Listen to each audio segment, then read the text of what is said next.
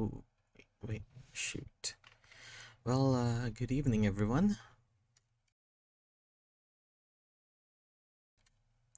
Welcome to night number 8 of the stream.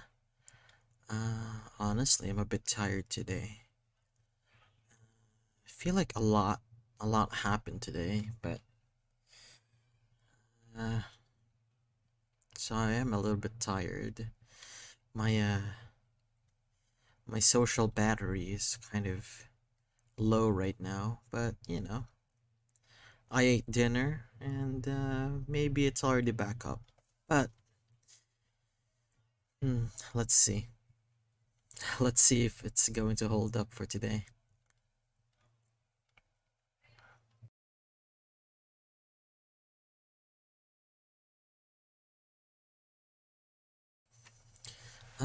What else happened? Well, nothing really. I don't really have anything to talk about. Anyway, like tonight's games are actually, I feel like I'll have a lot of fun reading these. Uh,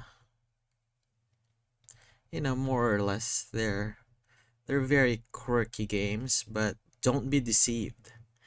Even though they're quirky, sometimes they have, well, actually no, ooh, only two games is quirky. There are two games that I'll be playing tonight that are a little bit quirky, but honestly, like it might surprise you how, you know, it might surprise people about the content, but I'll have fun reading those. What else? We have one that is a romance story, which is uh me and romance do not get along well, not well enough. But it is still a game that I would like to stream and try to play on stream. Anyway, I've been releasing a lot of the. I mean, I've been doing decently with the. I re-released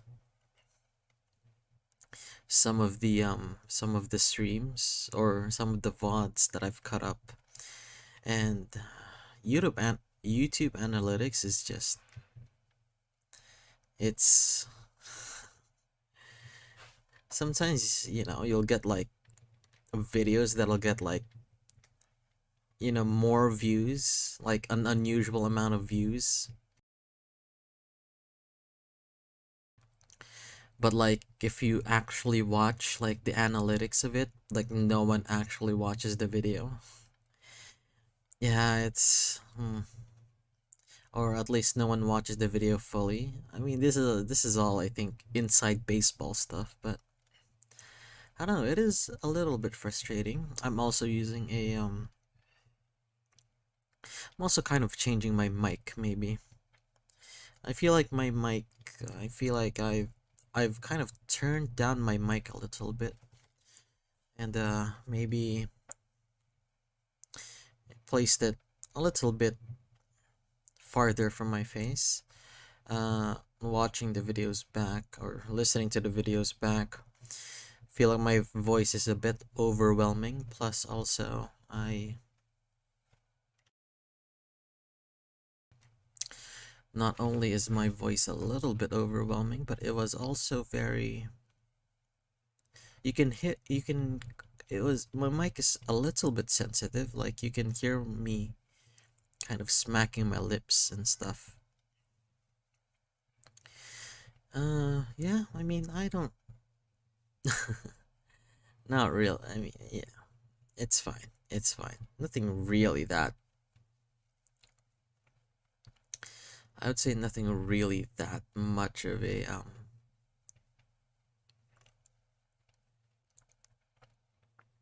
Yeah, I mean, yeah, it is kind of a problem, especially if I'm doing just kind of dramatic readings of stuff, so a little bit annoying, because these are things that I can't really hear myself, so I can only hear it A little bit. Yeah, so right. Eh, Other than that, nothing really. Nothing really happened. So I guess I can just start. I guess I can just start reading, and then we'll be able to do stuff, or So give me a couple of minutes, and I shall get ready for the reading sessions, or for today's readings. Sounds like I'm at church. Sounds like I'm a preacher. We will begin tonight's readings. All right, guys. I'll see you guys in a bit.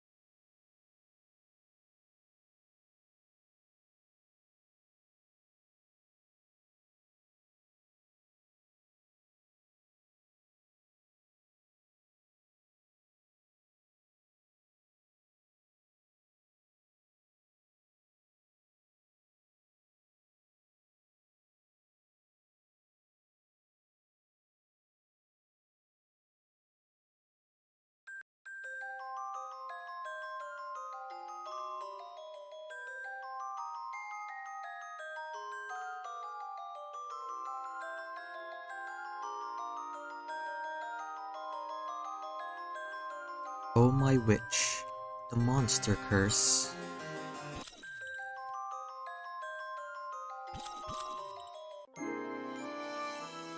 Chapter 1.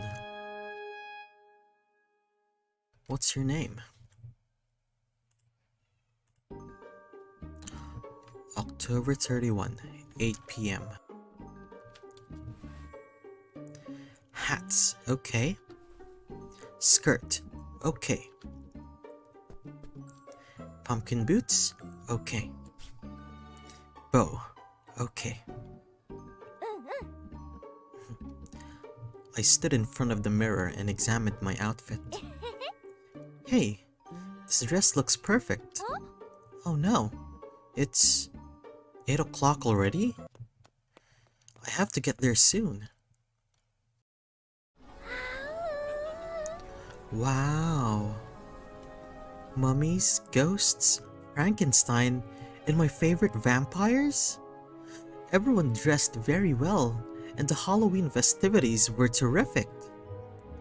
I was excited to walk through the crowd, admiring everyone's costumes and feeling the festive atmosphere.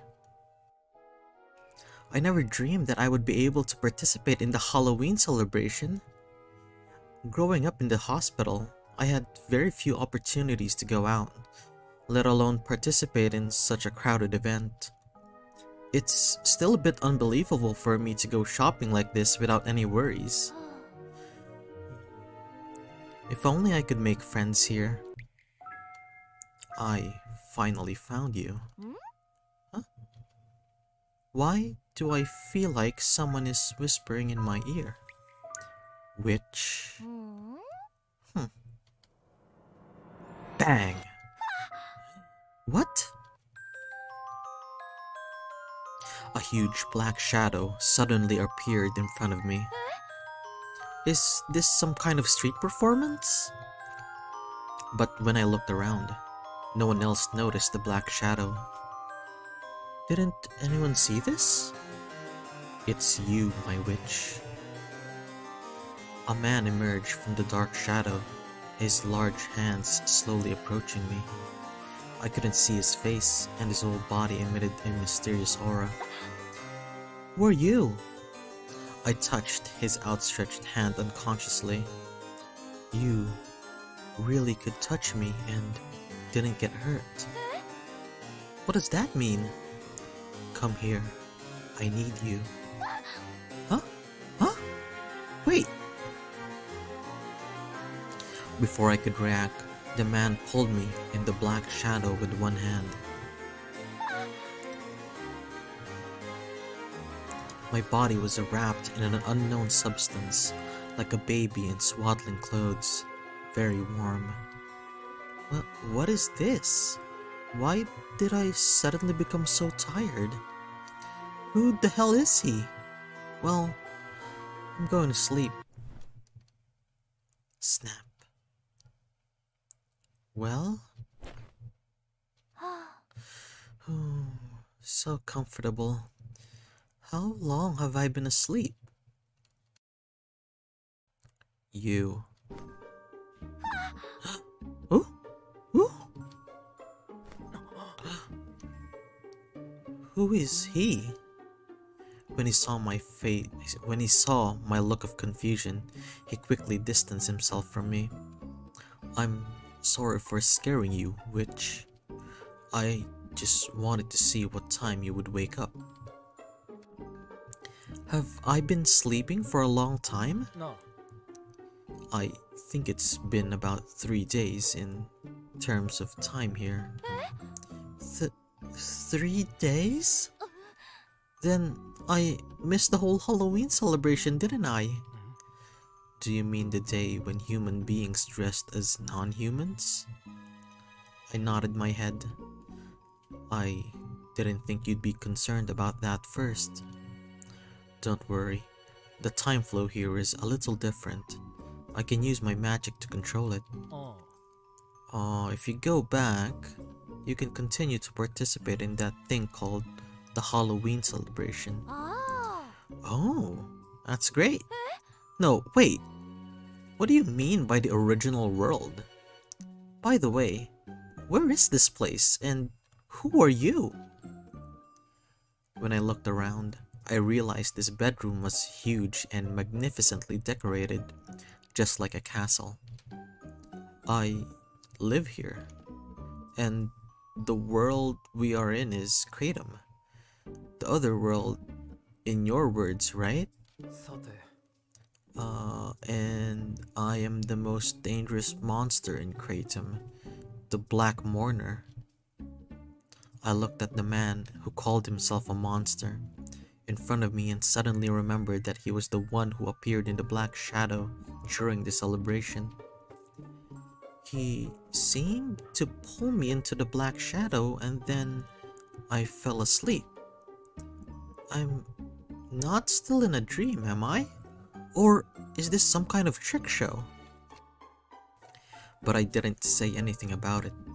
Somehow, it was apparent that this was not the world I belonged. And why, strangely enough, do I have a vague familiarity? Did you bring me here, and why do you call me a witch? I need you to be with me. You are the only person who can break the curse on me, and I need your magic.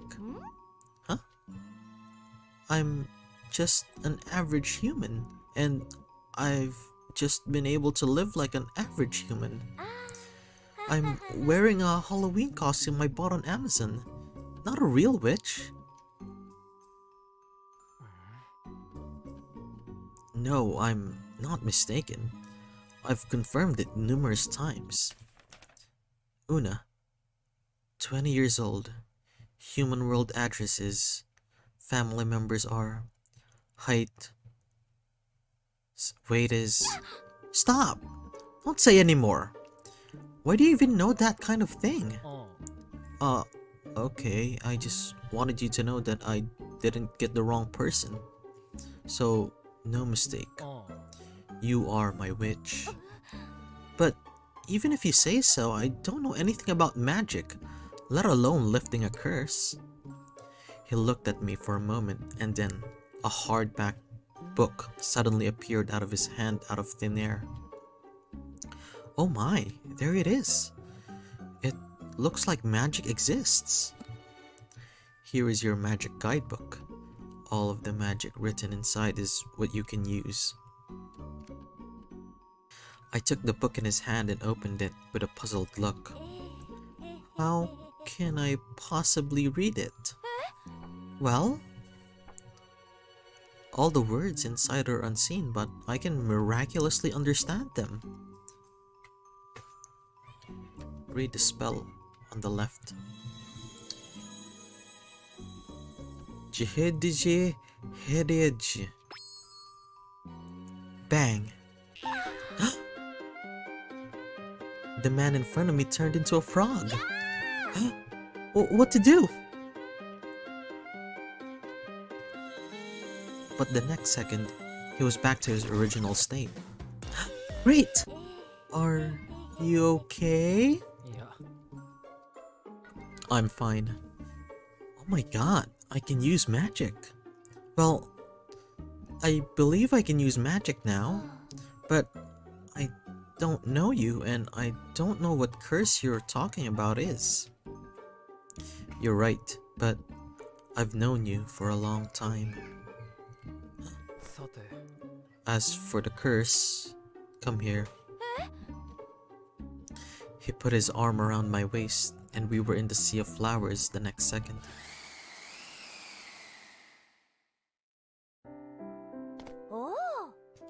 What is this? It's the first time I've seen this kind of bright flower. It's so beautiful. He did not respond to me. His fingertips gently touched one of the flowers in front of him, and the whole sea turned pitch black. So, this is the curse. If I touch any living object, it will immediately lose its life. This is why I'm the most dangerous monster in the world. No species dares to come near me. But you touch me and I'm totally fine. You are my witch. Your witch? Only you can touch me in this world and can help me undo the spell on my body. I looked at him blankly, feeling confused. But why me? I don't know you and don't belong to this world, so why would I be found? It must be you, and it can only be you. You are... He moved closer to me, but I subconsciously took a step back. I'm sorry, I know it's sudden for you, and I haven't respected your wishes. I can send you back if you don't want to help me. Really? Don't worry, I don't mean to force you. I bring you here just to talk to you. But if you do decide to go back, you will have to wait until tonight's full moon for the transmission. Until then, you can rest here as much as you like. There is food and a bath outside the room. I'm the only one here, so if you need anything, ring the handbell on the table and I'll come right over. I'll leave you to rest for a while. Wait! He didn't seem to hear my words and disappeared in a flash of smoke. Is that a momentary shift? I still can't believe this is another world.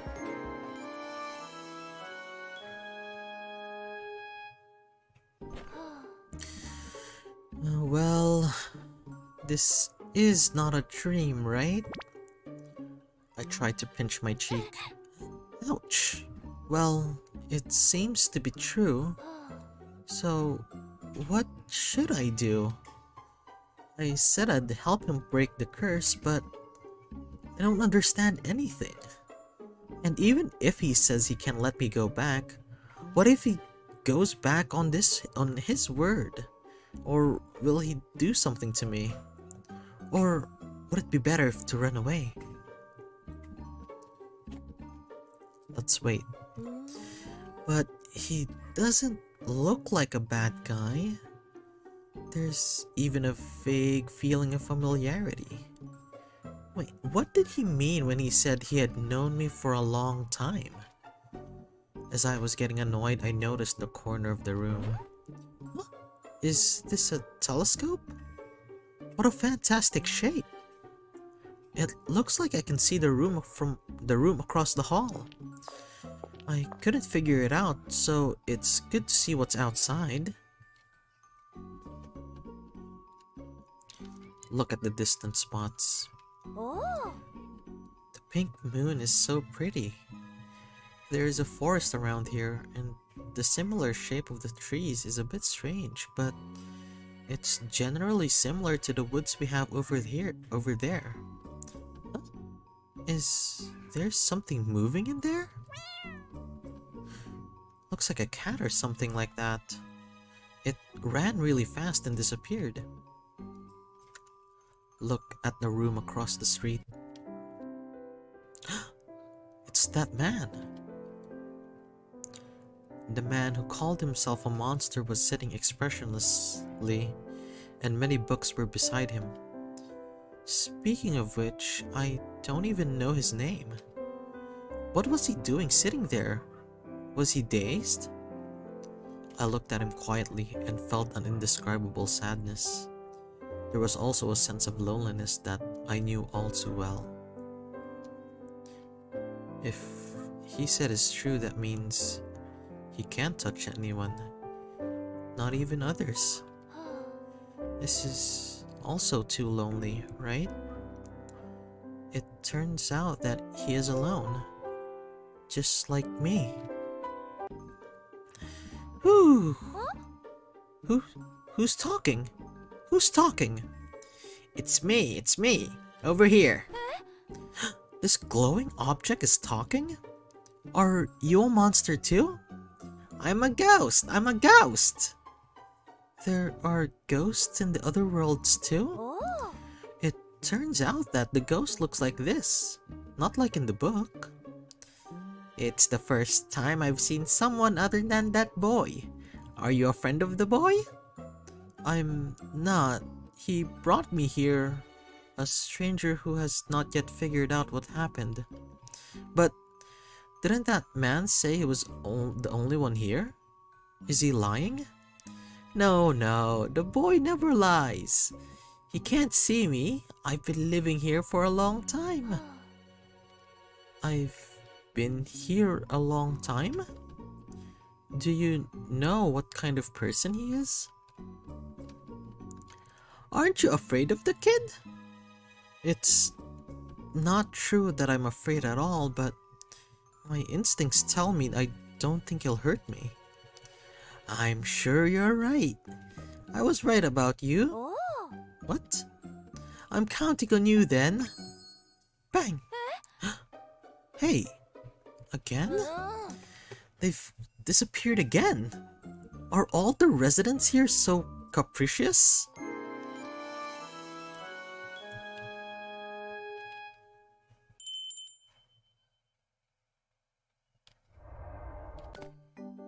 Wow. He showed up right away. Hello? Hello? How are you, my witch? Is there something wrong with your body? I shook my head. That's good. After all, you are from another world. I do not know if your body will be affected. You are so strange. You brought me here by force, so why are you so concerned about my health? I'm sorry. I know it is too harsh. I'll let you go home tonight. Are you willing to do anything if I promise to help you?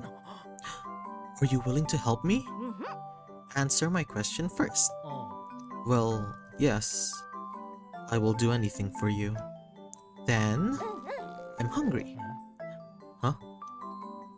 But I've prepared food because it's not to your liking, my witch. Rule number 1. You must show your sincerity at least at the table, not just talk to yourself. Rule number 2. Don't call me witch anymore. Instead, call me by my name, Una. Is that okay? Yeah, oh, okay. Also, you haven't told me your name yet. My name is Mauro. So, Mauro, let's eat this food together, shall we? Mauro, why is your table so long? Yeah, I usually eat alone. I don't care that much. No, we can't talk like this. Tick.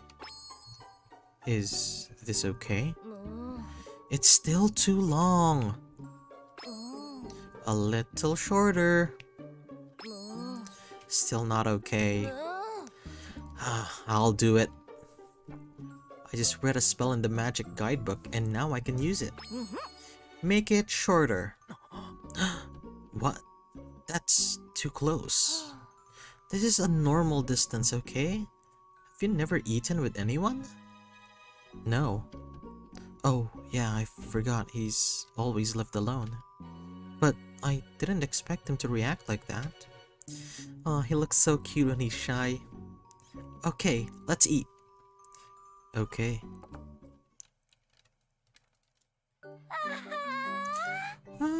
It is delicious. I'll try to make it similar to the food in your world, just to suit your taste. Really? Did you make it yourself? That's awesome! It's nothing, I should have done it. You know, other people's food is so good because of the heart that goes into it. And when you taste it with someone else... So, thank you, Mauro. Aren't you afraid of me? Well, a little at first, but now it's okay. I don't understand why you invited me to dinner. I want to get to know you. At least, have the right to know what kind of person I'm helping, right? Or are you saying that you don't want to have dinner with me? I don't mean that. I'm just afraid that you'll lose your appetite if you have dinner with a disgusting monster like me. Rule number 3. Don't ever say anything like that again. And I don't think you're vomiting at all. You're very handsome and polite. I don't understand you, Una. Anyway, thank you for agreeing to help me out. I promise to protect you during this period and not let you get hurt.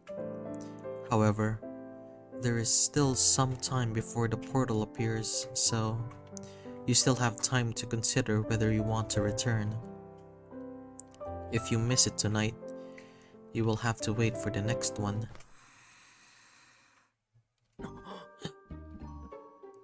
Una? I can't believe she fell asleep in the middle of eating. I guess she's tired from receiving too much information at once? Excuse me? Mauro picked up Una and slowly walked into the room. It's not convenient to sleep in these clothes, so it's better to change her into a robe.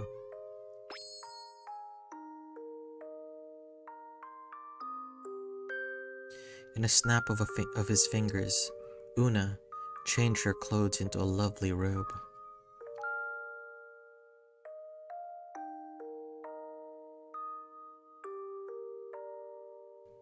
How can she sleep so peacefully even though this happened?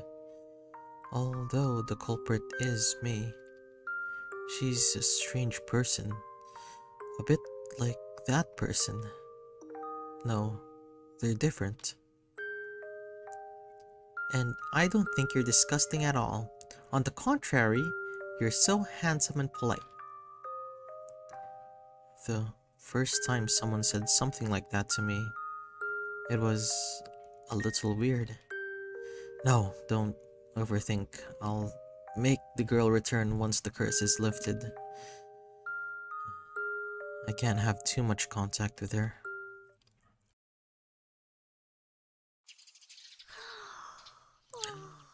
Oh, it's morning already? Is this... I opened my eyes slightly and Mauro's sleeping face came into view.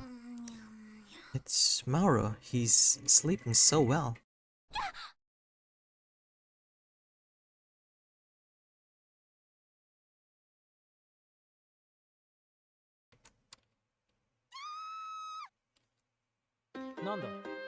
What happened?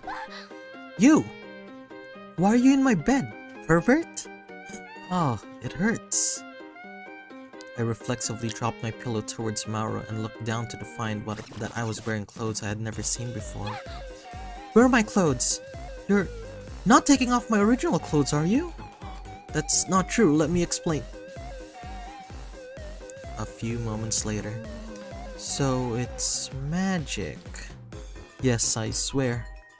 But I still have to apologize to you. I shouldn't have slept next to you. Mauro bowed his head like a poor puppy. Never mind. I'm going to take a shower, so don't follow me. I won't. I won't. Okay. Why do I feel so tired in the morning?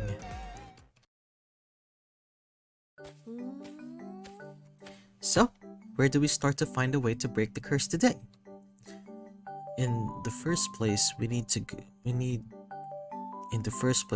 go is to find the mark, which should be in this location. A projection of coordinates appear from the palm of Mauro's hand.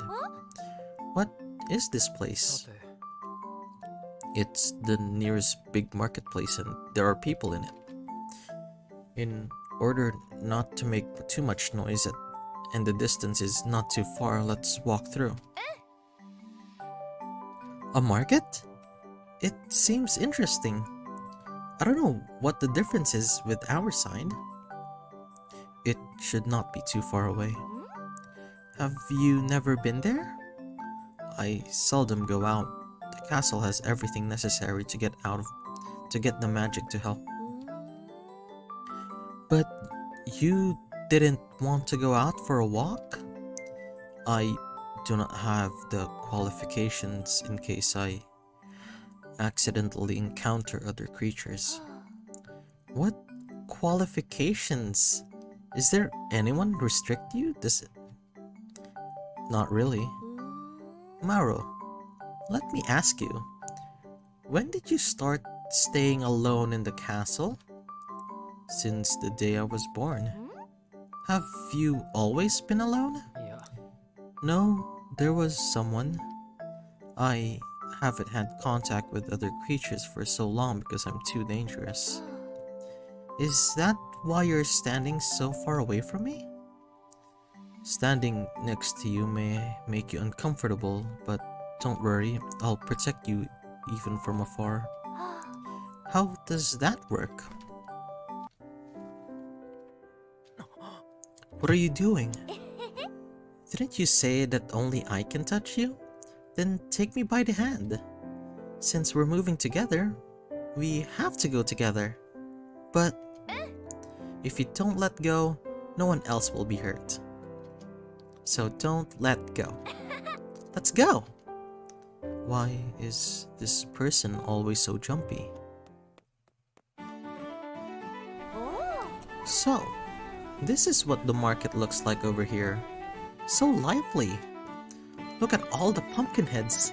Is Halloween being celebrated here too? No, those pumpkins, those are pumpkin people. That's what they look like. It's amazing. In addition to the pumpkin people, there were all non-human beings at the market, just like the Halloween parade. Where will the engraving be? I don't know. May have to find it slowly. Come on, come on! Cheap and beautiful elven fruit! Boss, I want one! Freshly baked with chaka burger. Looks like it's delicious. Do you want one? Huh? You're drooling. But I don't have any money here. I have plenty. I'll buy it for you. Mauro took out a big bag of gems from somewhere, and I knew without asking that it was worth a lot of money. You're a rich man. What do you want to buy? Then I'll buy it for you once for all. Am I being adopted? Wait a minute. I don't know the exact location of the engraving anyway. Do you want to go shopping together first? Alright, I don't mind. What is this? It looks like a giant pumpkin tart. I want to eat it. Let's buy it.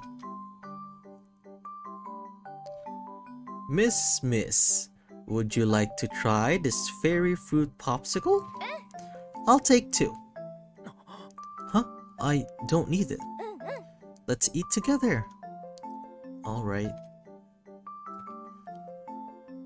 It's a big, juicy steak. Wow! It's delicious! You have food at the corner of your mouth. I think I ate too much. Sorry, I did not find a clue and used so many of your gems. It doesn't matter. I can't use it all myself anyway, and there's no rush if I use the clue. Should we buy some souvenirs? Souvenir? Hey, look at this. These pumpkin masks are so cute. Boss, I want to buy this one. It's just a regular mask. No, it's not. Instead, it's a great memento of our trip. I will cherish it. You should take one too. Hello, I'm Pumpkin Una.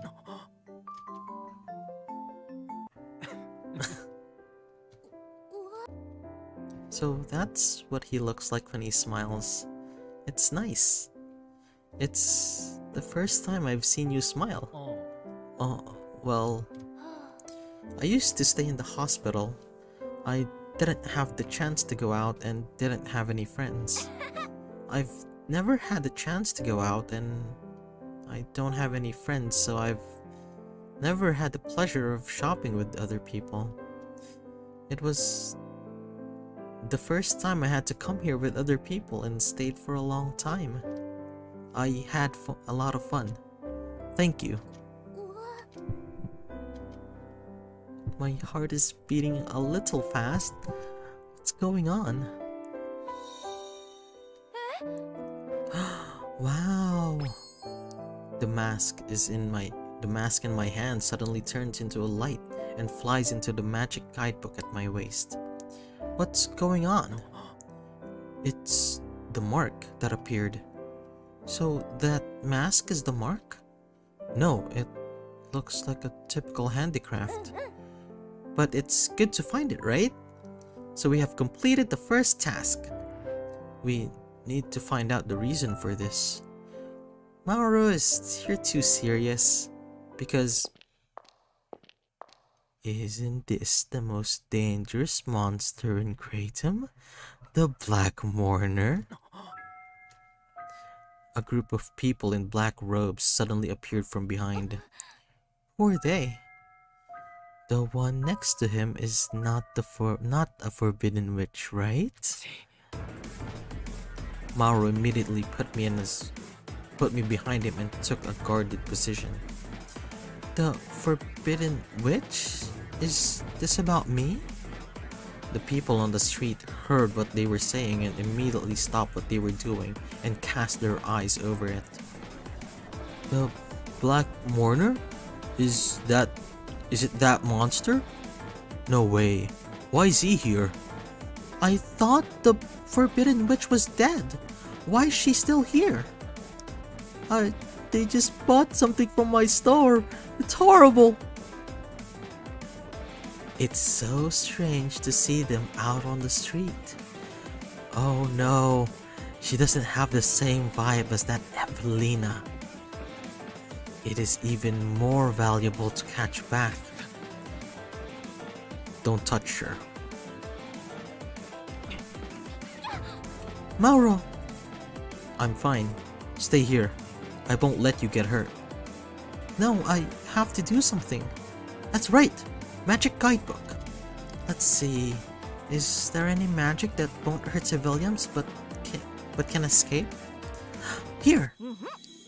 Jeje Bikyeks Kalalak. Suddenly, a giant broom appeared under our feet, holding our bodies up. Woohoo! What? What is this? I don't know, but we don't have time. Let's run. Oh, wait. It's flying! Hey, don't let them get away.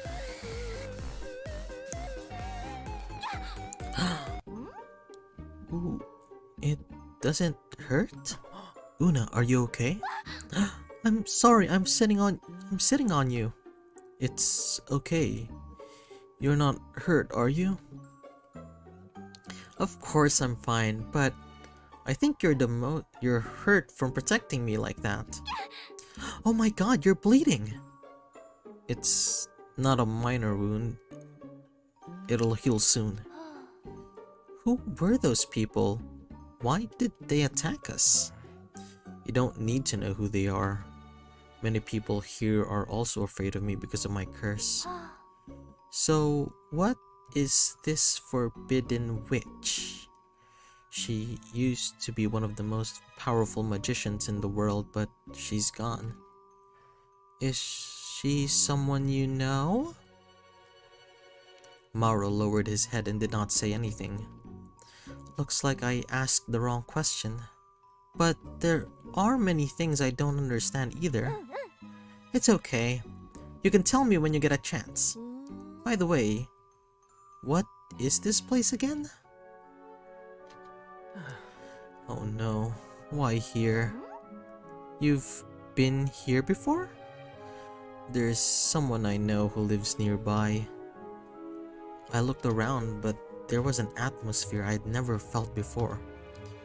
The Red Moon, a vast castle and a lot of bats. Could it be? Could it be? A vampire's castle? How did you know? Vampires are my favorite.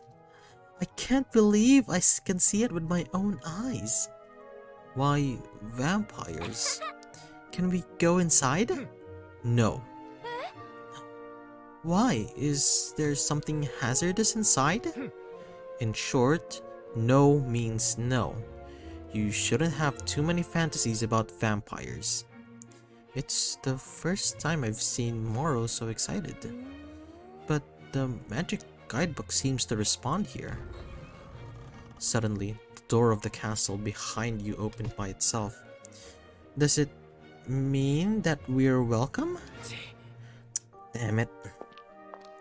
Mauro reluctantly walked in front of me, and I felt his power negative energy. Remember, do not leave my side. Okay. What is making him so mad? As soon as we step through the door, the lights inside the castle immediately come on. A red-haired man suddenly appeared in front of us. Is he the vampire? Wow. I did not expect you to come here, my good friend Mauro. I'm not your friend. Do you know him? Oh, you brought a cute girl with you. The red-haired man approached me with a look of excitement, avoiding Mauro's block. Hey, don't touch her.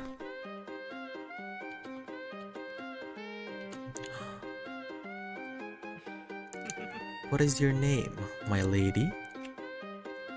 He gave me a gentle kiss on the back of my hand. It's a real vampire. He's so charming. My name is Una. What a beautiful name. I'm Elvis. I'm a vampire. Do you have a boyfriend? No, I don't. What a coincidence. I'm single too. Would you like to come to my room if you have time? That's enough. Stop bothering my witch. Mauro pulled me behind him in an instant. What did he just say? Who did you say she was to you? My witch. Wow, so this is your relationship. What relationship? I do not know what you mean. So it's your unrequited love. What did you say? I'm not in love with her. He looked at me and was quiet for a few seconds. I don't know if it's just me, but the blush on Maru's face is getting more and more obvious. Please don't compare me to a random person like you. That's funny. So, why are you two here? So, in short, you kidnapped Una and first forced her to help you undo the curse. Is that it? I've not seen this in a while. You've become a pervert, huh? Shut up. Mauro did not refute farther and showed a guilty expression. Not a pervert at all. It's not a perversion. Oh, I'm just kidding. Don't take it too seriously. I'm not joking, okay? I'm not joking anymore. Anyway, you still have one mark to know how to unlock the spell, right? Yes, do you have a clue? Although I do not want to entrust you, I have some idea of the mark that you are talking about, but I have to go to the library and look at it. So, come with me. The vampire's library? Oh, yeah, Una is interested, right? I like to read vampire novels mentioned vampire library, so I always want to know what it is. Well, I'll show you around. You guys go ahead. I'll go outside the forest to see if those people are following me. Oh, you are funny. No one would dare come into my territory to make trouble. Why? Well, I'm the second most dangerous monster in Kratom, right behind Mauro. So I'm staying with the two of the strongest people in the world. How can I be that calm? What if they come in? Someone has to keep an eye on it, so you take your time to see. Nonsense, I have guards. Mauro ignored Elvis and walked towards the door. Hey. This kid is a freak. Mauro seems strange. Is he okay?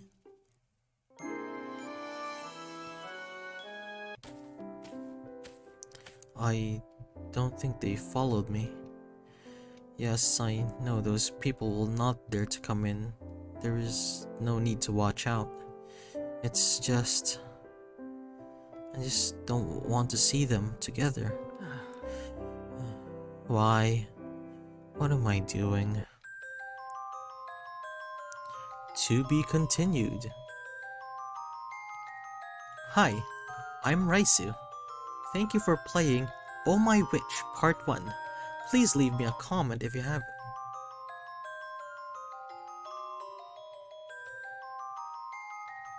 Oh My Witch, the Monster's Curse.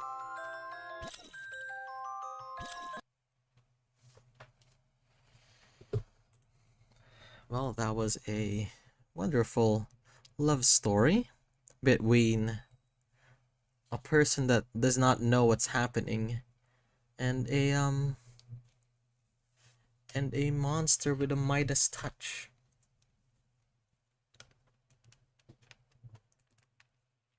The Midas touch, of course, meaning whatever it touches dies. What do you call that? You know, like is there like a fantastical word, like a fantasy word for that?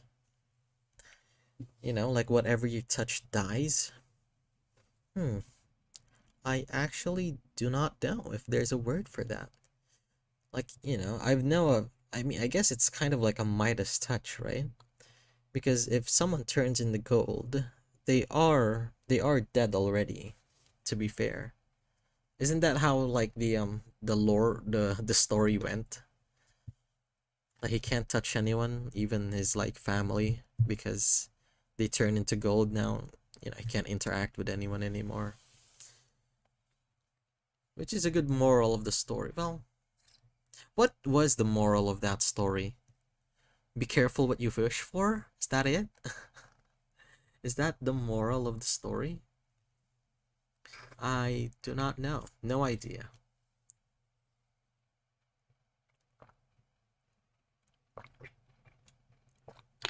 I wanted to read that last line, but it just went by too quickly.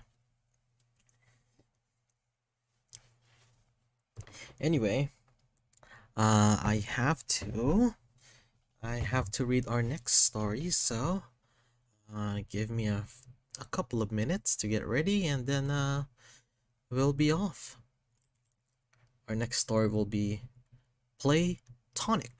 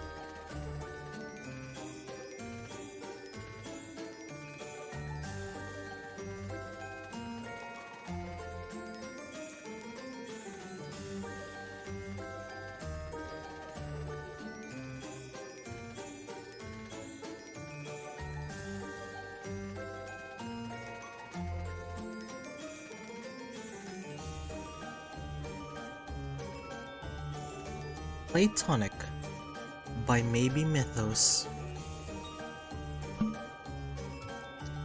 I dip the nib of my quill into an inkwell. Sign your pen name. Jean. As I step out from my candlelit cabin and into the darkness of night, my eyes are immediately affixed to the night sky. Familiar glowing orbs float lazily around the forest and into my field of vision. I step into the familiar clearing of my backyard, fallen leaves crunching underfoot. The gust of crisp autumn breeze whips at my cloak, threatening to blow off my hood. But, awestruck, I do not dare to take my gaze off the twinkling stars. One could never get used to this sight. In moments like these, I can't help but wonder if I should be sharing this with someone else. A slight shiver runs up my body, snapping me from my trance. Right, I came out here for a reason. I lightly shake the can of treats in my right hand and balance the offering for the Fae in the other. This has been a recent routine of mine that I've grown quite fond of. Little glowing eyes follow my every move as I refill each feeder with its respective food. Once finished, I take a seat on a nearby stump, and it's my turn to watch them as they tentatively approach to feast. Some are more bold than others. I particularly fancy the dull yet humorous toads. The toads are an amusing bunch. Tonight's tongue brawl is on. effectively slapping each other for stealing a tomato worm. It's my new equivalent of the nightly pub fights back in my old village. And an orange leaf falls atop a particularly unfortunate soul, and all the other frogs quickly turn to the sudden movement. And then, abruptly, they begin bombarding the leaf by proxy the other toad with their tongues until it has had enough and hops away. I feel like I've made a little safe haven for them. Originally, only one or two creatures would creep out while I watched from my kitchen window. Now, whole families of creatures venture into the clearing together while I sit a short distance away. It's odd. I so rarely see any of them traveling alone now. It's always in pairs and groups. I'm choosing to not get jealous over the creatures right now. Leaving them to it, I start carefully arranging the tea set on an extremely large mushroom. It's very jiggly, so I have to be cautious to make sure nothing spills. The Fae are a mischievous bunch, but I also protect our forests far better than my fellow humans. In hopes of maintaining good terms, I leave them offerings. I basically live on the outskirts of their land, and I'm very honored to be here. The last resident was essentially chased out of home. The details are fuzzy about the whole incident, but fortunately, it made this home very affordable in the time where I was desperate for a place to start my business. I don't know how I differ from the previous fellow, but I must be doing something right. It's been nearly a year since I decided to open up a potion shop in these woods. It's a dream I had been pursuing ever since I was a child. With a stroke of luck, I heard about this place. My patrons are mainly adventurers traveling to and fro between the human-populated land and the fairy circle. Living on the border of these wilds and ancient lands is an interesting experience to say the least. Peculiar incidents occurs nearly every day. Most humans do not know much about who or what is inside the ring, as much as the Fae do not take kindly to us. My knowledge is the bare minimum, enough to survive, such as not to follow will-o-wisps, not to tell strangers your name, and to keep clear of suspicious mushroom rings. And so, the last task on tonight's list: a pouring of today's old tonic. Tonics are not a super common brew that I create. I mostly work with non-healing potions, so when I do make them, I use them as plant food in my garden. Nothing harmful is in these, and the occasional drink for my plants is always nice. I make my way over to the trellis on the side of my home. Swirling purple liquid sloshes about in the cauldron I'm carrying. I should really... A struggling breath escapes me as I pant. Really... Lift more. Uh-oh. Quickening my pace as I feel my hold slipping, I end up stumbling over some roots in my haste. The tonic splashes all over my poor plants. Normally, I would rush to get a towel and wipe off whatever I could. However, it's almost the witching hour, and it's extremely dark. I may be a wizard, but I am a responsible one. I wake at dawn to tend to my potion business. My poor pumpkin children will have to wait. I always try to aim specifically for the bases of the stems because liquid left on the leaves can promote disease and fungal issues. Hopefully, tomorrow's sparse sunlight will dry them quickly. As I'm heading back inside, I hear a crackle of some twigs and shuffling of dead leaves. Perhaps another visitor has arrived for a snack. I consider going to investigate, but I find I'm far too tired from the long day. Not only do I find myself physically exhausted, but somewhat emotionally drained as well.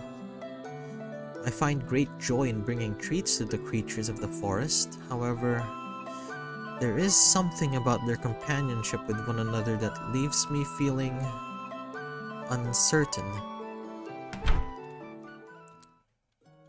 Gently, I pressed the door closed, careful not to disturb my little woodland neighbors. So, is tonight gonna be one of those nights? I heave a sigh and slump onto a wooden chair, reaching over to a nearby shelf. My index finger idly runs along the spines of many books that clutter the space. Nearly every single one of these novels feature romance in one way or another. Some lean heavily into the idea of protagonists being incomplete until they find their other half.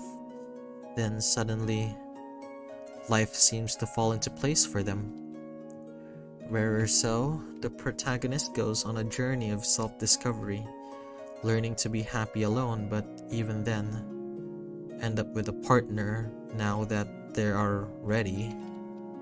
If not the main plot, then the romance is a side plot to make for a lovely happy ending, tying it all up nicely with a bow. Protagonists that are happy single throughout the entirety of a novel, at the last second being thrown a lover as though an afterthought.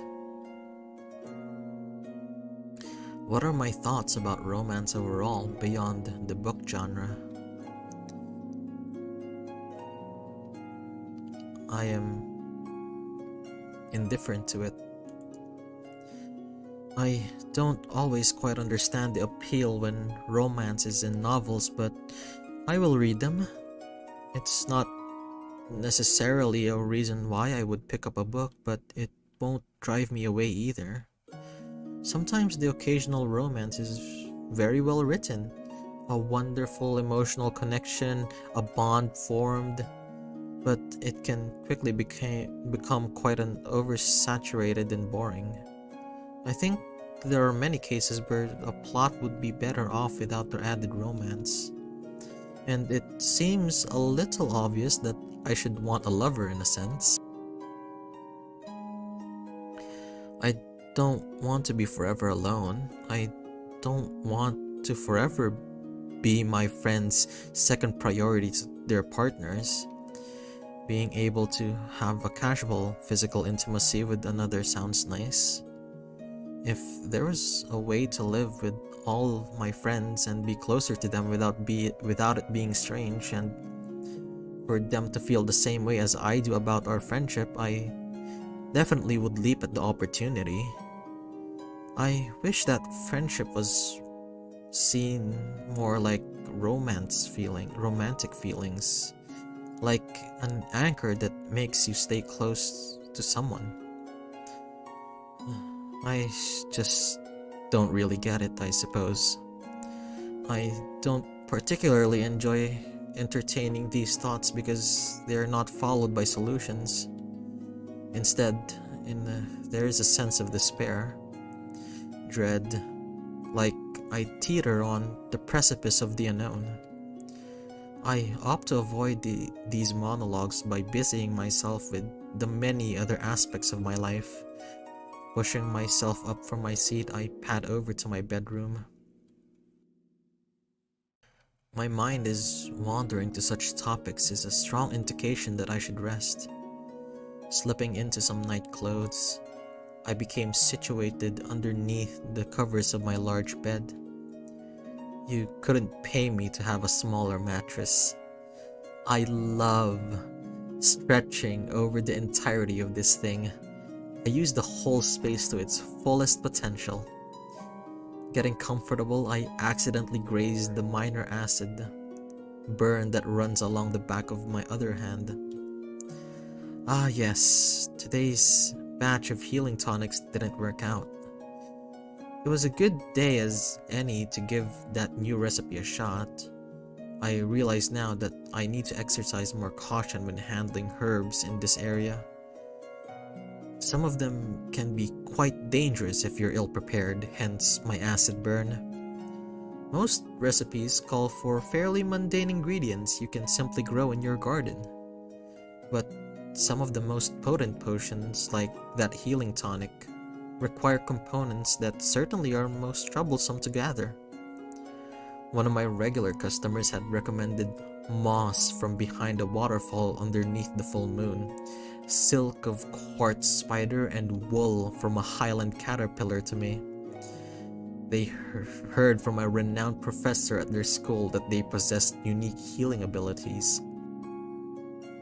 It wasn't solid information to go off, but my curiosity was piqued. I desperately need to get better at healing potions. Despite how difficult gathering the ingredients had been, it still proved to be a lovely adventure, and an excuse to enter the Feylands myself. I haven't regretted it for a second. It's nice to know that I'm strong enough to handle a small excursion inside the ring, even if it's ironic I got injured while looking for healing supplies. Perhaps I'll attempt the recipe again sometime soon. It is always fun trying to perfect the finer details. How long to stir, what order to add ingredients, how hot to make the fire. It's only a matter of minutes before I feel my thoughts begin to drift, from potion brewing to how soft my bed is and how comforting I find the old cabins creaking. My gaze lingers on the empty pillow beside me for a few moments until my heavy lids slowly blink shut.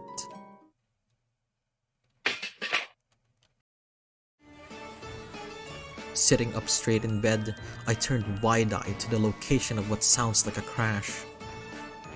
I'm unsure where it is exactly, but hopefully it's from outside. I think back to when I shut my door earlier, suddenly unsure if I remembered to latch it. Maybe something just fell off the shelf? Or has something wandered into my backyard? Slowly, I crawl out of bed, heart caught in my throat.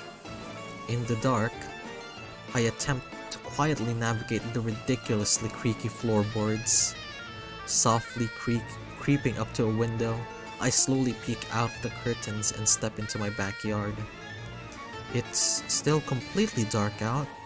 Luckily, the glowing will-o-wisps that surround the woods cast a small radius of light, just enough to notice the erratic movement in some nearby foliage. But I can't clearly make out what it is. I think something might be injured. Why else would a creature be thrashing and flailing around on the ground at night? Perhaps a pair of woodland creatures got into a tussle over some food. As I hurry to the front door, I simply clutch my cloak in my arms, not taking the time to throw it on. A glass bottle hidden within its pockets clink as they shift. I bolt out into the backyard. The rustling of weeds continues as I rush over, but as I move closer, it falls strangely quiet. A little off-put, I cautiously tiptoe over the tall grass and peer in. What? I've never seen something like this before. The composition of their body reminds me of slimes, but have I ever heard of slimes taking such a sophisticated form? That can't be right. But maybe. But that small detail aside, the fact of the matter is that there is a naked stranger in my backyard in the dead of night, rolling around in the grass. They had initially seemed alarmed when they saw me. Deeming me not a threat, they returned to studying their limbs, seeming puzzled. I have to admit, I'm a bit dumbfounded. They act as though they've never seen their own body before. Not only that, but they never open their eyes. It appears they have several floating eyes in their body instead. I shake my head slightly at myself. Now isn't the time to scrutinize. As I go to hold out my cloak for them, there's a light clinging of the potions. The sudden noise startles the stranger. Here, you should put this on. Something must have happened to them for them to be disoriented.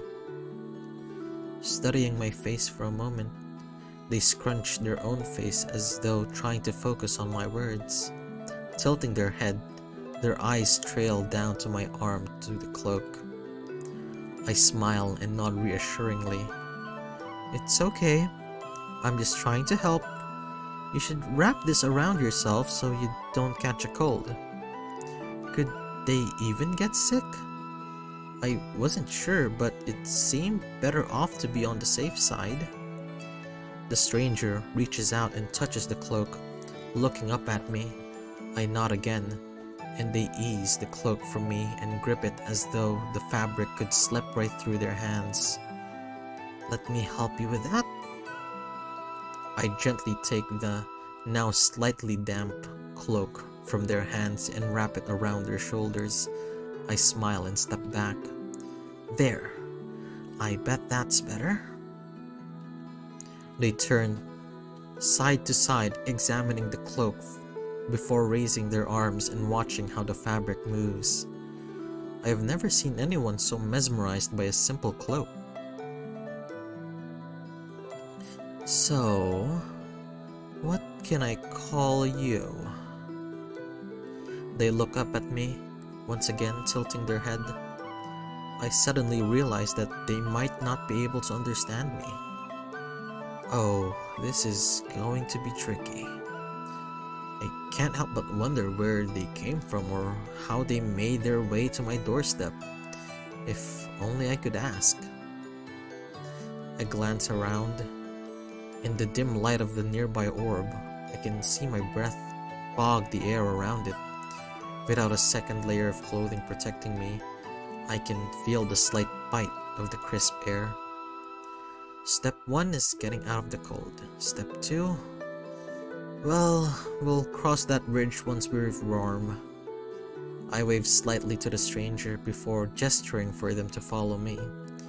I suspect they can't understand my words, so I hope they'll be able to understand my gestures instead.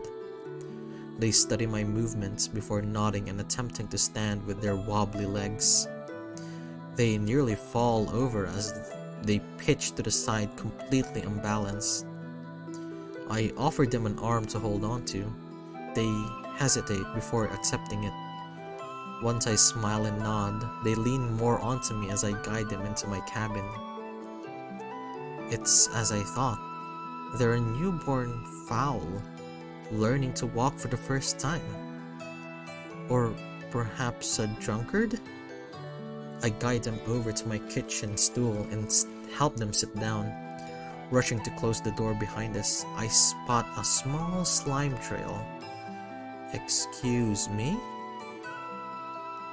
As I walk back over to the stranger who is looking up and down and all around my cabin, their head is on a constant swivel and their mouth is gaping. They turn to me when I speak, giving me a warm smile. I'm happy that they at least seem to feel safe around me. If you can understand me, could you nod a couple times? Their face scrunches in what seems to be confusion. Maybe they don't speak the same way humans do? The stranger opens their mouth, letting out a few strangled sounds. They seem to somehow be more shocked than me by this. A few tense moments pass, and I let out a small gasp as it dawns on me that perhaps this particular person does not have ability to communicate verbally. Rushing up my bookcase, I frantically search through my cumbersome encyclopedias for some recipe that could help me here. I already know that there are no complete comprehend language potions hidden somewhere in my inventory. My regulars have no need for such an extravagant potion. It's not like I'm serving ambassadors or lavish traveling bards after all. Although, I can't help but think that such a potion would be terribly convenient right now. Pages flip in rapid succession as my search continues. In my peripherals, my surprised guest slowly shifts from watching me intently to staring at their own limbs, prodding and pinching their skin. A small yelp is heard occasionally. Finally, the words comprehend language written in bold letters. My index finger traces each line of the page quickly as I read. Touch any creature or text and gain the ability to understand that language and translate your own thoughts into that language for 1 hour. An exasperated sigh escapes when I realize it is only a spell with no simple recipe for a potion found anywhere. Sigils, tonics, potions, sure, no problem. It was something I was confident in, and some would even say masterful at. But spellcasting? This is so unfortunate. But I need to be able to understand my guests to help them. I take a gulp and abruptly stand up from my desk, nearly knocking my chair over in the process. The stranger sits up straight, stiff as a board. I refuse to take my eyes off the spell instructions. Precision is crucial. A pinch of salt, a dash of soot, L-O-Q, omnis, liqua, loquams, lingua? Well, the worst outcome of the spell would just be harm to the caster, right? I have enough mana for this. With a sharp inhale and slow exhale, I make quick work of procuring the required materials from my kitchen. When I enter the room once more, I notice my guest holding my copy of Witchcraft for Dunces, as they hold it to their face, as though seemingly reading intensely. However, the book is upside down and it seems to have sunken into their hands. Looking up at me, they give me a sheepish smile, and I can't help but smile back. I motion to the book, offering to extract it. They hold their hand out to me, allowing me to lightly pull the book out. There's some resistance, but once free, there's an actual suction sound as it escapes the gelatinous substance. A thin layer of slime now coats it. Setting it gingerly to the side, I resume by breaching exercises as I continue my spellcasting preparation. Eventually, I steel my resolve and make a move. They don't seem to be nervous, just looking up at me while a searching expression. I smile in a way that I hope is reassuring, gulping as I do. I don't want to frighten them once I start spellcasting. Pointing to the spellbook on my desk, I then motion to point to my guest, miming, talking, and then cup my ears. Their forehead wrinkles as much as a slime can wrinkle. Trying to non-verbally communicate about spellcasting is proving much more challenging than I anticipated. To my surprise, they point their mouth, making the same sounds they did earlier. pointing to me and miming listening. Excited, I nod. I think they understand the gist of what I'm trying to do. I hold out my hand towards their own, resting at their side, trying to ask if I can touch them. They seem puzzled at first, unsure what I'm asking for them. They mirror my movement awkwardly and extend their own hand. I gently poke the outstretched hand. They don't move away. Slowly, I slide my hand into theirs. They gawk and give me a few experimental squeezes, then I look up. Chuckling, I shake our hand up and down like a handshake, and their own wobbly yet stiff arm reflect the movement. They emit a noise simultaneously resembling a laugh and the sound of jello being dropped on the floor. But I feel the tension from before lesson now. Now it is time. Closing my eyes and taking a deep breath, I begin. With my unoccupied hand, I take the salt and soot and toss the mixture into the air. Loqui omnes lingua. Immediately, I feel a pinprick sensation and my eyes shoot open. A trail of fizzling light courses from my hands into their body. Do spells look like this inside of a non-translucent people too? Having an internal moral dilemma about whether or not I should stop casting and remove my hands, I monitor the stranger's reaction. It shouldn't hurt, and they don't seem to be in pain. A few more tense moments pass, and the magic was surging through their body, flicker and fades. Both of us are quiet as I try to think of something to say in their language, but strangely, nothing comes to my mind instructing me. No inner voice telling me what to say or that, like it normally would. There's a growing pit in my stomach, but I somehow failed. Can you understand me? I almost want to facepalm at that. I thought maybe I just had to speak in a spell would work its magic, but no. I very clearly just spoke in my own language just now. I realize I'm still clutching onto the stranger's arms and let go to release them defeatingly, but their grip tightens.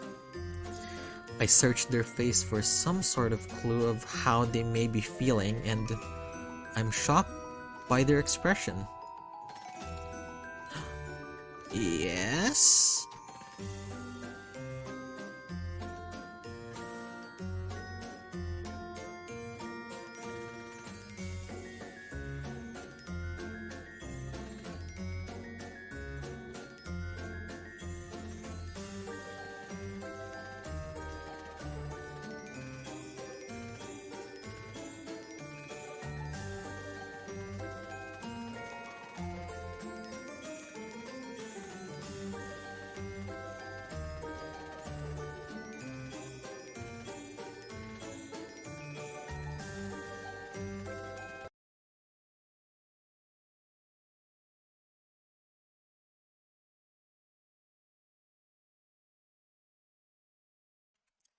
Well, good evening, friends.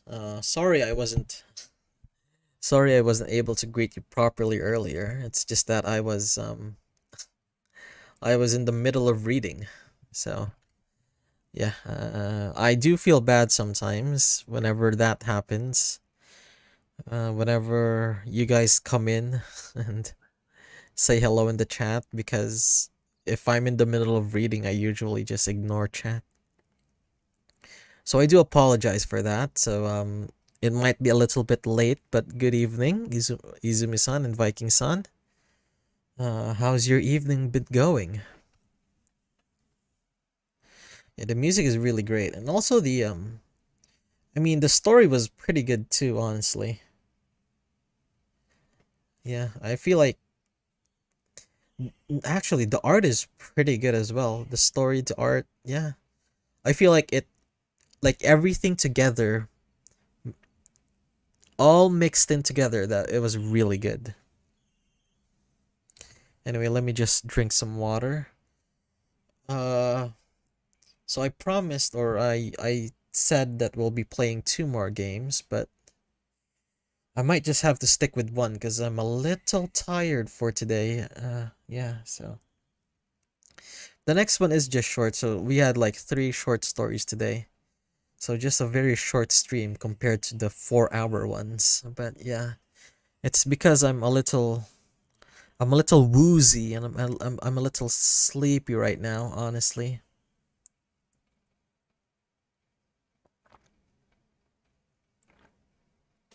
I hope that's fine, but yeah. Oh my goodness, wait, let me just. It's getting late. I think two stories are enough. No, it's fine. The third one is just short, so I can. The third one, I mean, Corvus Clueless is actually kind of is pretty well, not really, but it's very fun. Trying to get to bed before 12. Yeah, maybe we'll see. It's just I feel like, no, I just woke up a little bit early today and then had to go to the gym and I didn't get like a I didn't nap in the afternoon, which I usually do. So it was a it was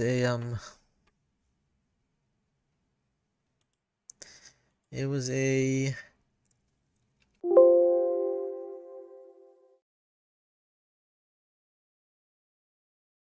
it was a busy day. Sorry about that. Yeah. Okay. Corvus Clueless. Yep. Oh shoot.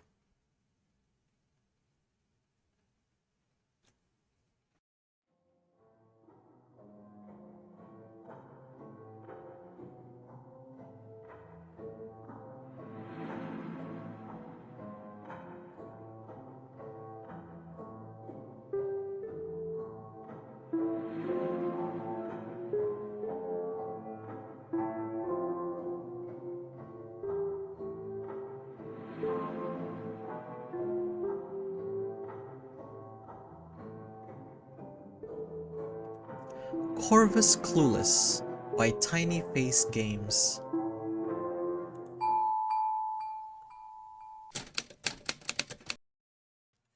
Duke Detective Agency, Thursday, 8 a.m.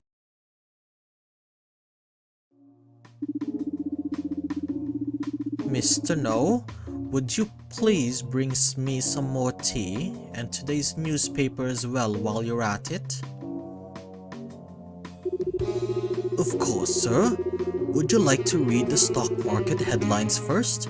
Or should we start with me reading the cartoons to you in funny voices? What cartoon is it today? It's one with the dog. The one with the hilariously small dog that always chases its own tail? Yes, I would love that one. It's always so... No.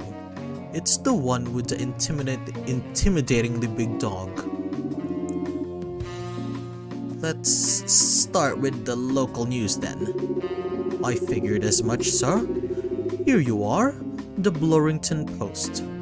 I will continue making your tea now, sir. Thank you, Mr. No. Let's see. Underworld Tourism Program has officially begun. Mayor Blobbert welcomes the first tourist group from Blurrington's underworld twin town, Sharpsdale. To honor this cultural exchange, a popular holiday from the underworld named Halloween will also be celebrated in Blurrington, and the ceremony will be held by Mr. Grimford, Mayor of Sharpsdale. Fascinating. I've never met a person from the underworld. I heard they don't drink tea, which is a shame. Instead, they enjoy drinking hot beverage called pumpkin spice latte. Well, latte means milk, and I consider myself a well-versed connoisseur of dairy-based delights. I highly doubt we will have any problem with cultural differences. No problem at all. So, what's next? Let's see. What is the meaning of this? This cannot be. No! You called, sir? The tea is not ready yet. No, I didn't call you, but it's good that you're here now. Mr. No, do you remember the advertisement that I asked you to place in the newspaper? Yes, of course. Is something wrong with it? Well, see for yourself. Duquar Detective Agency, best private investigator on Victoria Street. Don't be a dog, let a cat solve the case. I can't see anything wrong with it. It looks exactly as it should. Keep reading, Mr. No. Let's see. Ooh, there's an ad that looks strikingly similar. Indeed. Crowley Detective Agency, the best private investigator on Victoria Street. Don't be a cat, let a raven solve the riddle. This is not right. There can't be two best private investigators on Victoria Street. Mr. No, you're missing the point. They copied our advertisement. But that's not all. Their ad is 10% bigger than ours. It even has hot foil printed headline with fancy holographic effect.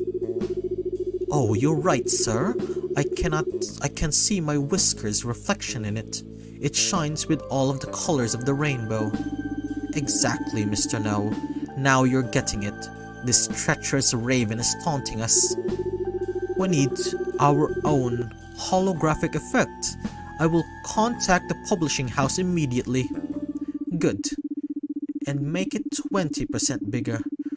We will teach that foul bird a lesson, so that everybody will know who's the best private investigator on Victoria Street. Yes, sir.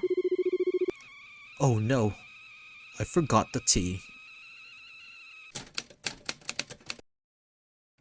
Crowley Detective Agency, Thursday, 10 a.m. Good morning, Miss Josephine. I saw a lot of strange people in the streets on my way here. Good morning to you too, Charlotte. Oh, that must be these tourists everybody is talking about at the moment. They come from the underworld. That explains why they were behaving so strangely. They took a lot of photographs of really boring things like food or street signs, and they're wearing very strange clothes. Oh, that's interesting. But we shouldn't stare at them. That would be rude. We have to make a good impression.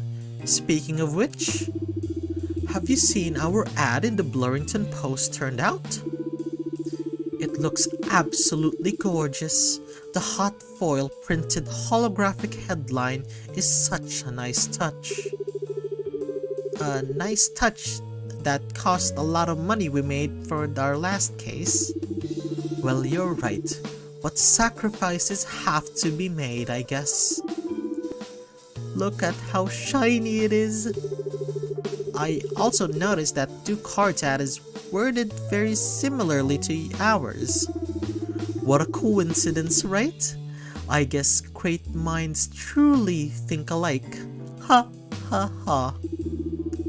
I have no problem with sharing the title of the best private investigator on the street with that little kitty cat. I mean, if he has a problem with it, he could just move to another street. The Crowley family has a rich history of the most formidable private investigators, and this humble office on Victoria Street has always been our home. Everybody and their great-grandmothers already know who's the best. When Duquard started his business here, he knew very well that we would be competitors. We have to show him that we won't give up so easily. I see. You're very sneaky. A detective needs to be sneaky. By the way, have you seen my notebook? I always forget where I've put it. What if our clients show up at any moment and I can't solve the case because I lost it? That would be devastating. No, I can't remember where you put it. But you know what? Finding lost things is kind of our job, so I think we'll find it. Oh, you're right. Let's do some detective work as a warm-up exercise. Side case, the Raven's Notebook. Investigate the crime scene. Click on every object that looks curious or suspicious to examine it. Snoop around until the detectives come to a conclusion.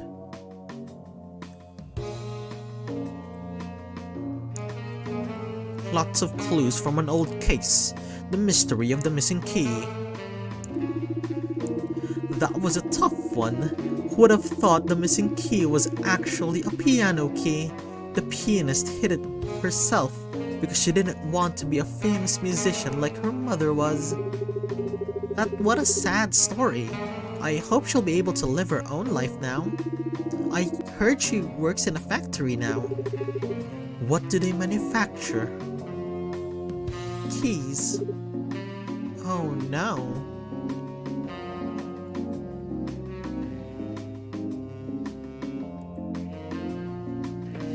Every private investigator needs a desk to get the paperwork done and look extra professional in front of clients, of course. If I was an organized person, the notebook would be right in front of the desk. But me being organized is only a show for the clients, so they won't think I'm incompetent. But you can be unorganized and good at solving cases at the same time. I'd even say being unorganized is the perfect training, but the clients don't understand this, so we have to keep it a secret. My lips are sealed.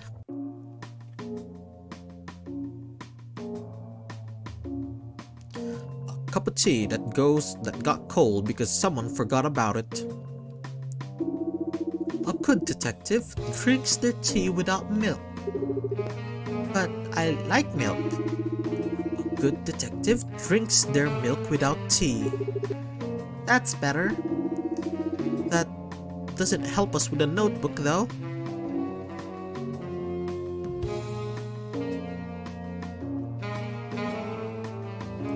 A chandelier made of brass and opulence. It's a bit decadent. It's not very likely I put my notebook up there, is it?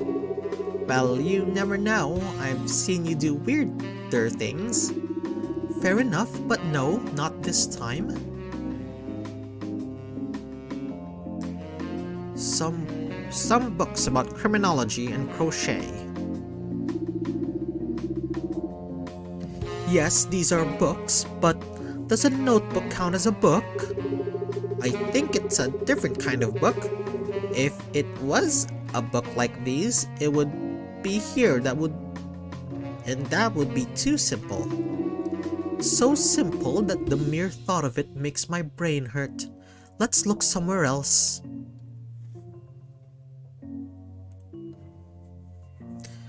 A clock that has stopped ticking a long time ago, but it still serves its purpose, looking old and collecting dust. Tick tock, tick tock. This reminds me of the puzzle about time. Great! I love puzzles. I love puzzles too. It went like this. A train left the station at 4 in the morning.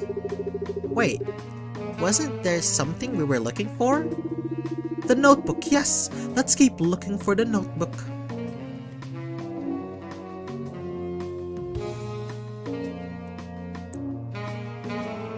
A portrait of Joseph Crowley II. He died 100 years ago, but his looming presence still haunts this portrait. Maybe we should consult old Joseph if he has any clue where I put my notebook. Speaking with ghosts isn't uncommon in my family, as one may think. We've always had connections with the occult. It seems like your predecessor can see a lot of things from his spot on the wall. Can you help us out, Mr. Crowley? Who dares interrupt my slumber? And why does my beak look like a cucumber? I'd called the painter, but I lost his number. It seems like he's busy feeling eternally insecure about his portrait. Did you just speak in rhyme in a spooky voice? I'd never do something as silly as that. Ha ha.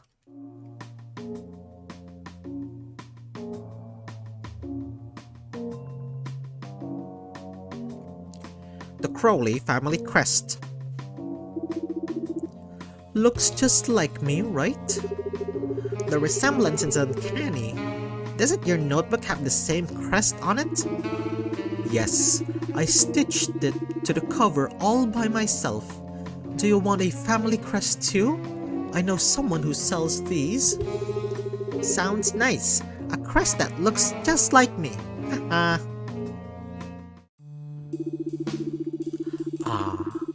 I can see clearly now. As a great detective once said, when you checked everywhere, the thing you're looking for is in the place that you forgot to check. That is genius, Miss Josephine. But where did you forget to check?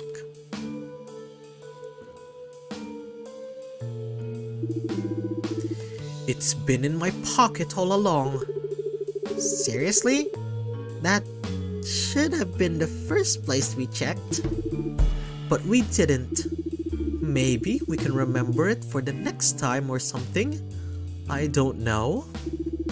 That's it. I'll write it down in my notebook. Now that we got my notebook back, all we need to do is wait for the clients to show up. Exactly. I bet they will show up at any moment now. Yes. And what luck.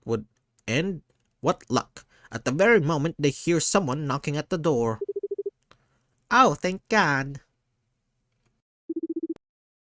Please come in. Good morning, ladies.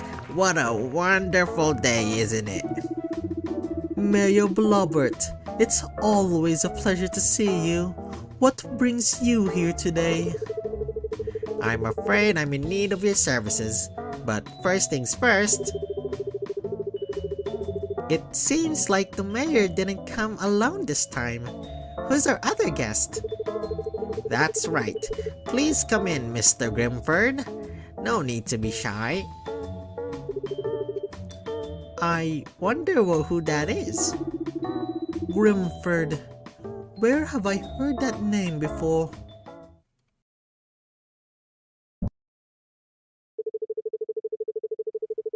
Well, this is Mr. Grimford, the mayor of Blurrington's underworld twin town, Sharpsdale. I'm sure you've read about our little tourism program in the news, haven't you? Oh, hello, Mr. Grimford. Nice to meet you. Miss Josephine, don't stare at him like that. That's rude. I'm trying, Charlotte. I'm trying. No need to be afraid, ladies. Mr. Grimford may look a bit, let's say, imposing, but he's a very influential and benevolent person. But let's talk about the actual reason we're visiting your agency today. Would you like to explain our problem to the ladies, Mr. Grimford?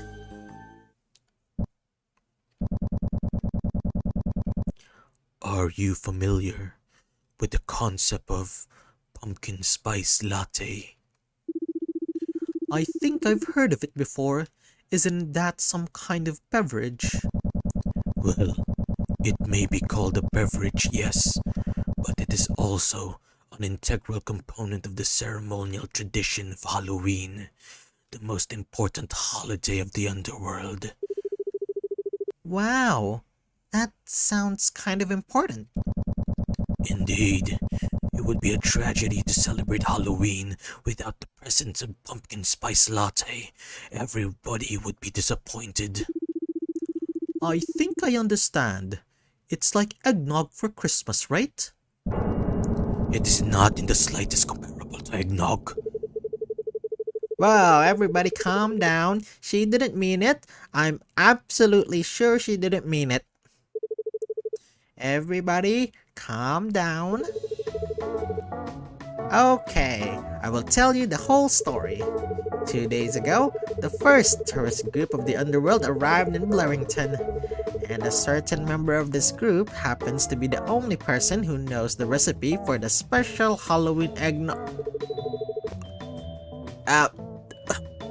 Pumpkin spice latte.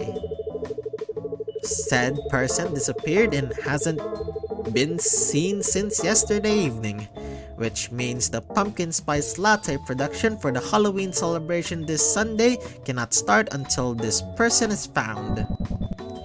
This is correct. It is of uttermost importance that this person will be found until Saturday evening, or else it will be too late to prepare all the necessary ingredients. Halloween would be ruined and our beloved underworld tourism program would be viewed as a complete failure.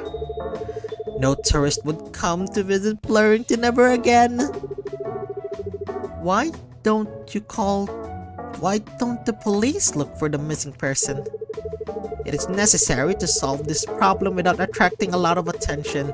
Having police forces poke around everywhere wouldn't be what you call a relaxed atmosphere, so we have to be discreet about it. And that's where you come into play. I said to Mr. Grimford that only the best of the best are good enough to be entrusted with this case. So we heard that you are the best private investigator on Victoria Street, Miss Crowley. That is absolutely correct, Miss Mayor Blobbert. Well, there seem to be no detective agencies outside of Victoria Street in Blurrington, so that makes you the best in town. Ha ha ha. We should claim that title too, I guess. Ha ha ha. I happen to notice that there is another detective agency that claims the exact same thing. Peculiar, isn't it? Oh, what a weird coincidence. That surely has to be a mistake of the other agency. Ha ha ha ha ha. If two detective agencies in Sharpsdale would do something like that, I wouldn't let them get away with it without a proper test. Proving who can rightfully claim this title would be inappropriate, wouldn't you agree, Miss Mayor Blobbert? Well, I guess I can't disagree with that. But what test could that be? Isn't it obvious? We will commission both agencies with this case, and whoever solves it first earns the title of for the best private investigator on Victoria Street, or in town, or whatever you want to call it. What a great idea. We should proceed visiting the other agency right after we're finished here.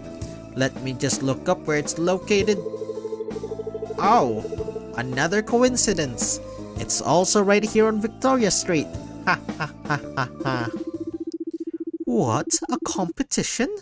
We're not afraid to prove that we are the best. No problem at all. Then, it's decided. You have until 6 p.m. on Saturday. We won't let you down, Mr. Grimford.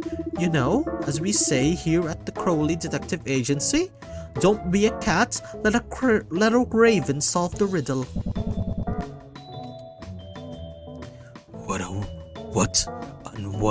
What an original slogan. It's even better when there's fancy hot foil printed holographic headline above it. I guess that's true. We should leave now, Mayor Blobbert. I should get hot foil printed nameplate for my office desk. All right, let's go. Always a pleasure working with you ladies. Goodbye, Maya. We will solve this case in no time. See you on Saturday. You can count on us. Well, let's get to work. Main case, a pumpkin spice mystery. You've reached the end of the prologue. We plan on releasing the full version of this game until the end of October 2022. Please stay tuned and visit itch.io page for updates. Thank you so much for playing Tiny Face Games.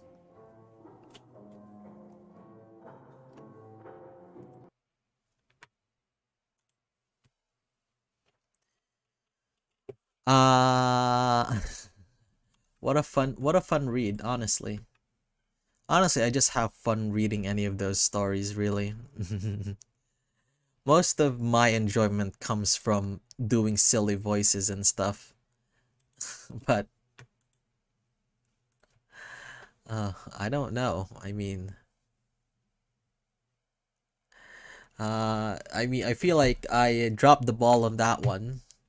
I feel like I've changed. I couldn't really decide. There were so many ways I couldn't decide on which way I want to voice either Mayor Blobbert, Ducard, and Josephine, I think. I don't know, man. It was fun though. It's short and it's fun to read, especially doing silly voices. But I guess that'll be it for tonight. I'll continue the stories tomorrow because right now I am a bit tired. Thus, I'll see you tomorrow, guys. Good night, and I'll see you next time.